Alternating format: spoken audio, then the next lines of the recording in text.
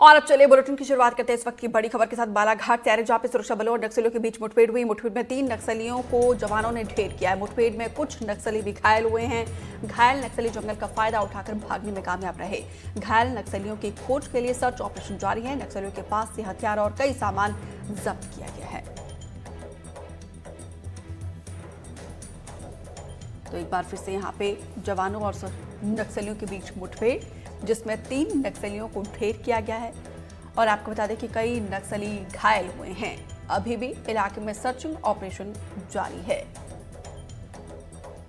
मैं मध्य प्रदेश पुलिस को बधाई देना चाहूँगा। यशस्वी प्रधानमंत्री के नेतृत्व में माननीय गृह मंत्री जी इस अभियान को चला रहे हैं कि देश से नक्सल मूवमेंट को 2026 तक खत्म करना है। हमारी मध्य प्रदेश सरकार भी उस दिशा में गंभीरता के साथ आगे बढ़ रही है।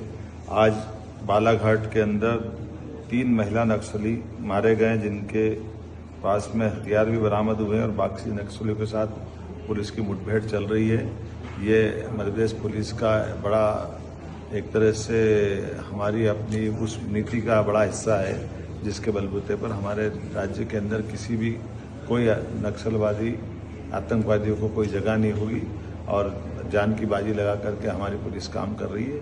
मेरी अपनी ओर से बालाघाट और बाकी जगह हर जगह जहां जरूरत होगी पूरी मदद की हमने अपनी व्यवस्था बनाई है और उम्मीद करेंगे कि इस मूवमेंट को खत्म करके ही हमारी पुलिस दम लेगी। मेरी अपनी ओर से बधाई।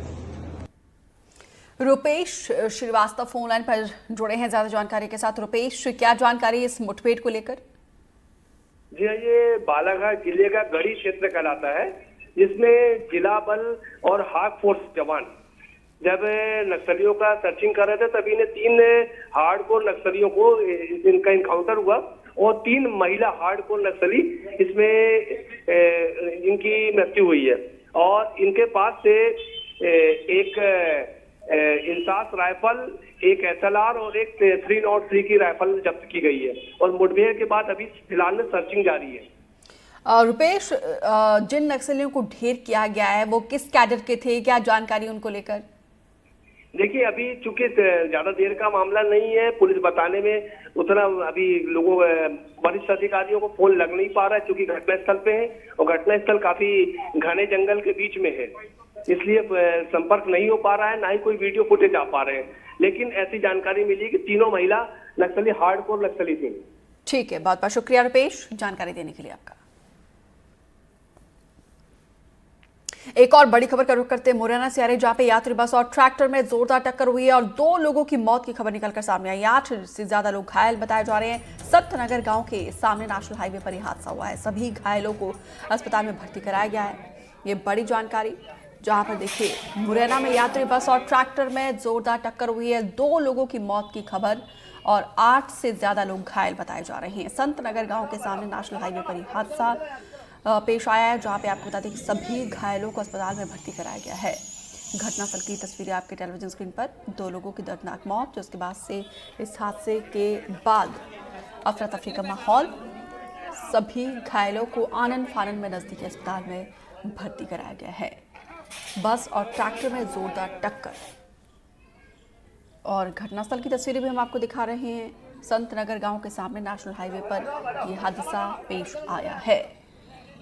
फिलहाल सभी घायलों को 108 के जरिए, एम्बुलेंस के जरिए नजदीकी अस्पताल में भर्ती कराया गया है।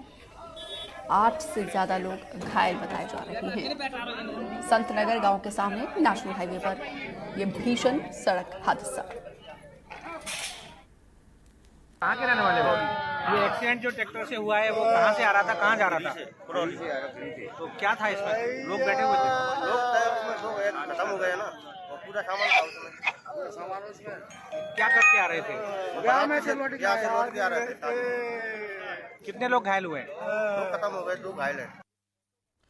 उपेंद्र गौतम ज्यादा जानकारी के साथ फोनलाइन पर जुड़े हैं। उपेंद्र, क्या जानकारी इस हादसे को लेकर, कैसे ये एक्सीडेंट हुआ है, कितने लोग घायल हुए, उनकी क्या स्थिति?